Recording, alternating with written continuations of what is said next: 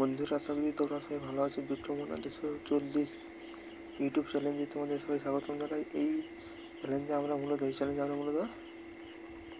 Agriculture class 12 semester 3 এই চ্যালেঞ্জে মূলত আমরা এগ্রিকালচার, যার নাম আগে ছিল এগ্রোনমি,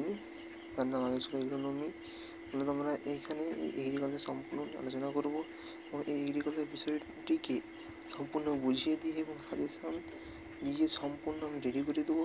আজকের আমাদের মূল আলোচনার বিষয়বস্তু হবে, আমি আগে দুটো শর্ট ভিডিওতে দেখেছিলাম যে কী কী চ্যাপ্টার আছে এবং সেই চ্যাপ্টারের মধ্যে কী কী কত নম্বরে ডিভিশন আসবে। সেই চ্যাপ্টারের মধ্যে চ্যাপ্টার নম্বর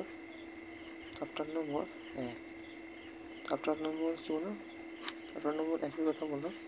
চ্যাপ্টার নম্বর একে কী আছে না, গ্রোথ অফ ক্রপস। একেবারে বলছি এখানে শস্যের বৃদ্ধি। এই শস্য বৃদ্ধি থেকে যতদূর সম্ভব মনে হয় 6টা মার্ক আসবে। 6টা মার্ক কিন্তু কম নাম্বার নয়। এই শস্য বৃদ্ধি থেকে 6টা মার্ক আসবে। আমি আজকে ছোট্ট ভিডিওতে আমার আজকের প্রথম ক্লাসে, প্রথম চ্যালেঞ্জে, প্রথম ভিডিও আমি খুবই কম পরিমাণ বা খুবই কম মিনিটের এখানে কথা বলবো। এখানে যে জিনিসটা নিয়ে বলবো আমরা মূলত বৃদ্ধি। একটি গাছ বা একটি প্ল্যান্ট, অথবা একটি প্ল্যান্ট বা একটি উদ্ভিদ বাড়তে হলে আমরা কী বলি, গাছ বাড়তে হলে সার দিতে হবে, একটা দিতে হবে। ঠিক আমাদের এই সার না দিলে গাছ বৃদ্ধি পাবে না। এই বৃদ্ধিতে মূল বিষয়, এই পৃথিবীর ভেতরে অনেক কিছু বিষয় আছে, যেমন পরিস্ফুরণ, ডেভেলপমেন্ট, কিংবা যাকে গ্রোথ বলছি। তাছাড়াও এখানে বিভিন্ন উদ্ভিদের ক্ষেত্রে বিভিন্ন স্তর আছে। এই উদ্ভিদে একটা স্তর কাজ করে, এই উদ্ভিদে আমাদের আবার একটা স্তর কাজ করবে, এই উদ্ভিদে আবার আমাদের একটা স্তর কাজ করবে। এই যে একটা স্তর কাজ করছে, তার বিভিন্ন পার্ট আছে। আমার প্রথমবার দুটো কনসেপ্ট নিয়ে আমি আজকে বোঝাবো। দুটো কনসেপ্ট হচ্ছে, প্রথম জিনিসটা হচ্ছে আমরা বললাম GROWTH, গ্রোথ। তার বাংলা মানে আমি এখানে বৃদ্ধি বলছি। এবার প্রশ্ন যদি বলে, এত লিখতে সময় যাবে, তাই আমি মুখে বলে দিয়েছি। বন্ধুরা, তোমরা একটু পজ করে নোট করে নিতে পারো, কিংবা তোমাদের হাতে বই আছে। আমাদের পশ্চিমবঙ্গ পর্ষদের ক্ষেত্রে একটাই বই, সায়ক গোস্বামী। এই বই এছাড়াও অন্য লেখকের বই আছে, সেটা আমি জানি না কোনো লেখকের বই আছে। আমি যে লেখকের বই জানি আমি সেটাকেই ফলো করি এবং সেটাকে আমি তোমাদেরকে আজকে পড়াচ্ছি। ঠিক আছে, ডেফিনেশন অফ গ্রোথ, অর্থাৎ তার সংজ্ঞা। বৃদ্ধি কাকে বলবো? গাছ বড় হয়, আমরা এক কথা যদি বলতে পারি এমনি সাধারণ ভাষায়, না গাছ বড় হয় কিনা বৃদ্ধি বলবো। কিন্তু এগ্রিকালচারের ভাষায়, এগ্রোনমিকালচারের ভাষায় কী বলবো? বৃদ্ধি কাকে বলে? বৃদ্ধি মানে কেবলমাত্র একটি গাছ, ছবিটা আঁকা যায়, কেবলমাত্র একটি গাছ এই যে বাড়ছে, এই বাড়ছে গাছটা, এই যে গাছটা বাড়ছে, এই বাড়াটা শুধু কেবলমাত্র নামিয়ে বাড়া এমন নয়। এই বাড়ার মধ্যে এমনভাবে গাছটা যাতে বাড়ে যেন ভবিষ্যতে এই গাছটা ফল ফুল দিতে পারে, ফুল দিতে পারে, যা থেকে আমরা কী পাবো, যা থেকে আমরা এখানে খাদ্য পাবো। এই খাদ্য যেন এবারে পরিপূরক বা এখানে পুষ্টিযুক্ত হয়। এই পুষ্টিযুক্ত হতে গেলে, এই গাছটিকে পুষ্টিযুক্ত হতে গেলে আমাদের মাথায় রাখতে হবে যে একটি গাছ পুষ্টিযুক্ত হতে গেলে সেই গাছের মধ্যে সব কিছু থাকতে হবে। যেমন আমাদের নিউট্রিশন আমরা দেখি, শুধু খাওয়া মানেই শুধু খাওয়া মানে যা পেরে ভর্তি হওয়া, কিন্তু সেখানে কোনো পুষ্টি পাচ্ছি না। কী বললাম, খাওয়া মানে সেখানে পুষ্টি পাচ্ছি না। এবার মূল জিনিস হচ্ছে আমাদের কথায় বৃদ্ধি কাকে বলে। মূল ডেফিনেশন হচ্ছে আমাদের বৃদ্ধি কাকে বলবো। এগ্রিকালচারের ভাষায়, বিজ্ঞানের ভাষায় বৃদ্ধি খুব মন দিয়ে শুনবে তোমরা, ঠিক আছে? বৃদ্ধি কাকে বলে না, দৈহিক শুষ্ক ওজন তথা বৃদ্ধির সঙ্গে সঙ্গে শুষ্ক ওজন তথা এই বৃদ্ধির সঙ্গে সঙ্গে কি বৃদ্ধি হবে? বৃদ্ধির সঙ্গে সঙ্গে উদ্ভিদের আকৃতি, অর্থাৎ গাছটা কতটা বড় হচ্ছে, যে কতটা লম্বা হচ্ছে, কতটা চাকা হচ্ছে, বা আকৃতি বা দেখা বলছি আয়তন, বা দেখা বলছি তার পরিকাঠামোর কথা বলছি। কী বলো? পরিকাঠামো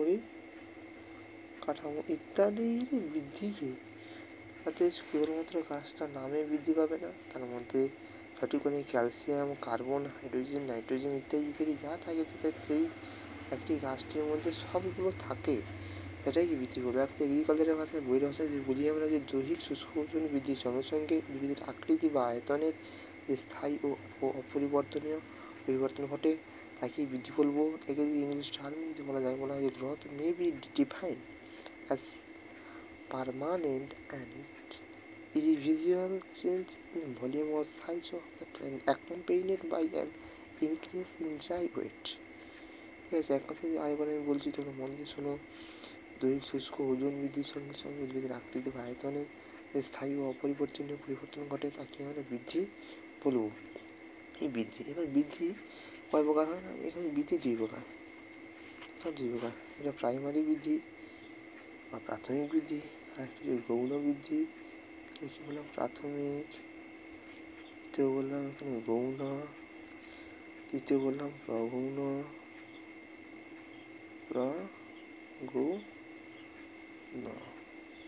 এখানে বৃদ্ধি হয়, প্রগৌণ বৃদ্ধি বা গ্রোথ বলবো। ঠিক আছে, ওই যে বৃদ্ধিকে দুই ভাগে ভাগ করলাম। এই দুই ভাগে ভাগ করার পরে দেখবো আমরা উদ্ভিদের অঙ্গজ বৃদ্ধি।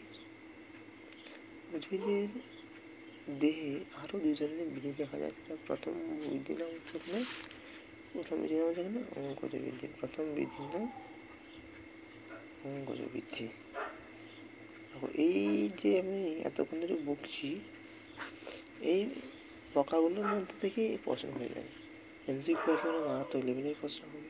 ঠিক আছে, অঙ্গজ বৃদ্ধি দুই প্রকার। অঙ্গজ বৃদ্ধি কাকে বলে? বীজের অঙ্কুরিত ভাবের পর থেকে ফুল ফল ফোটার আগে পর্যন্ত উদ্ভিদের বৃদ্ধিকে ফুল ফল ফোটার আগে পর্যন্ত উদ্ভিদের বৃদ্ধিকে কি বৃদ্ধি বলবে? অঙ্গজ বৃদ্ধি বলে। কি বৃদ্ধি বলে না? অঙ্গজ বৃদ্ধি বলে। ঠিক আছে, এই অঙ্গজ বৃদ্ধি বলতে যদি বলতে যায় ওদের প্রাথমিক ও গৌণ বৃদ্ধি, প্রাথমিক ও গৌণ বৃদ্ধির ফলেই কিন্তু আমাদের অঙ্গজ বৃদ্ধি ঘটে। তাহলে এখানে অঙ্গজ বৃদ্ধি কিছু কিছুর ফলে ঘটে, ঘটে যেতে পারে। যদি অঙ্গজ বৃদ্ধি ঘটে এইটাই না, এই প্রাথমিক আর গৌণ বৃদ্ধির ফলে উদ্ভিদের অঙ্গজ বৃদ্ধি ঘটে থাকে। কি বলে? উদ্ভিদের প্রাথমিক এবং এই যে দুটো জিনিস, উদ্ভিদের একটা হচ্ছে উদ্ভিদের প্রাথমিক গৌণ বৃদ্ধির ফলে এই বৃদ্ধি ঘটে থাকে। খুব ইম্পর্টেন্ট প্রশ্ন করলাম। এরপরে দেখো জনন বৃদ্ধি। জনন বৃদ্ধি কি? অঙ্গজ বৃদ্ধির পরিপূর্ণতার পর উদ্ভিদের জনন বৃদ্ধি শুরু হয়। আচ্ছা, গ্রোথ স্টেজ অর্থাৎ বৃদ্ধির দশা। উদ্ভিদের বৃদ্ধির দশা আছে। উদ্ভিদের বৃদ্ধির দশা কয়টি আছে বললাম আমি? ভ্রূণ সৃষ্টি হবে, অঙ্গজ বৃদ্ধি হবে, জনন বৃদ্ধি হবে। ভ্রূণ সৃষ্টি জায়গা থেকে ভ্রূণ সৃষ্টি হবে, ভ্রূণ সৃষ্টি দশা অঙ্গজ বৃদ্ধি হবে, বীজ অঙ্কুরিত হবে এবং অঙ্গজ বৃদ্ধি পরিস্ফুটন হবে। জনন বৃদ্ধি কী হবে? এখানে উদ্ভিদের ফুল ধারণ হবে, পরাগ সংযোজন ঘটবে, নিষিক্তকরণ হবে। ঠিক আছে, এই হচ্ছে আমাদের টোটাল বৃদ্ধি। তাহলে মূল কথা, বৃদ্ধি সংজ্ঞা জানতে হবে। বৃদ্ধি কোনো কোনো বিষয়ের উপরে নির্ভর করলো। বৃদ্ধি দুই ভাগে ভাগ করা যায়। ভাগ করে প্রাথমিক গৌণ। এবার তার দেহ অনুসারে দুই ভাগে অঙ্গজ বৃদ্ধি দুটি বিষয়ের উপরে নির্ভর করে, প্রাথমিক তথা গৌণ, ইত্যাদি। এরপরে যেটা আসবো আমরা, সেটা হচ্ছে মূল আলোচনার বিষয়বস্তু পরিস্ফুরণ বা ডেভেলপমেন্ট। পরিস্ফুরণ বা ডেভেলপমেন্ট।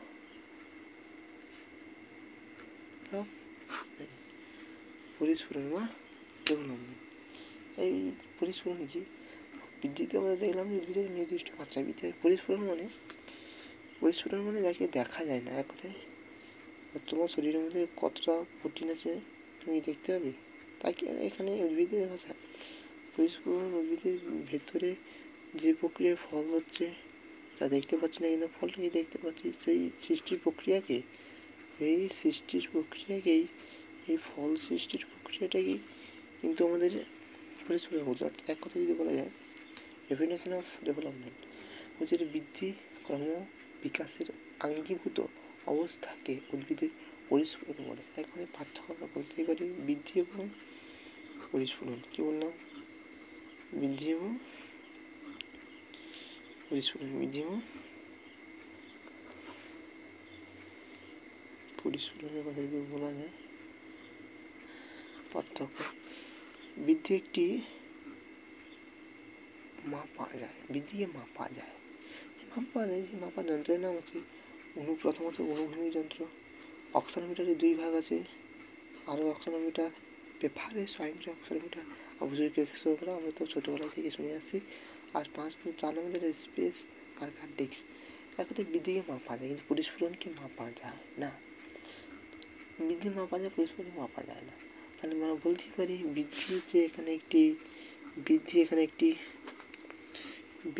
একটি পরিমাণগত চরিত্র, আর পরিস্ফুরণের এখানে একটি গুণগত চরিত্র। কি কথা বললাম? এখানে একটি গুণগত চরিত্র। ঠিক আছে, এই হচ্ছে আমাদের মূল আলোচনার বিষয়। আরেকটা কথা, বৃদ্ধি পরিমাণগত চরিত্র এবং পরিস্ফুরণ গুণগত চরিত্র। বৃদ্ধিকে মাপা যায় কিন্তু পরিস্ফুরণকে কখনোই মাপা যায় না, এটি অনুভব করতে হয়। পরিস্ফুরণ নিরবিচ্ছিন্ন কিন্তু বৃদ্ধি নিরবিচ্ছিন্ন নয়। পরিস্ফুরণ স্থায়ী অপরিবর্তনীয় কিন্তু স্থায়ী অপরিবর্তনীয় নয়। এক কথায় আমরা আজকে দুটো জিনিস আলোচনা করলাম, একটা গ্রোথ সম্পর্কে, 2 নম্বরে ডেভেলপমেন্ট, পরিস্ফুরণ সম্পর্কে। আশা করি ভিডিওটা যদি ভালো লাগে তাহলে লাইক কমেন্ট সাবস্ক্রাইব করার আগে মন দিয়ে দেখবে, জিনিসটাকে বুঝে নেবে। হায়ার সেকেন্ডারি এডুকেশন শিক্ষা বোর্ডের সিলেবাস অনুযায়ী বৃদ্ধি এবং বিকাশটা বোঝে নাও। এরপরে আমার যে পাঠ শুরু করবো সেটা হচ্ছে সস্যের বৃদ্ধির দশা, এক কথায় গ্রোথ স্টেজ অফ কর্পস।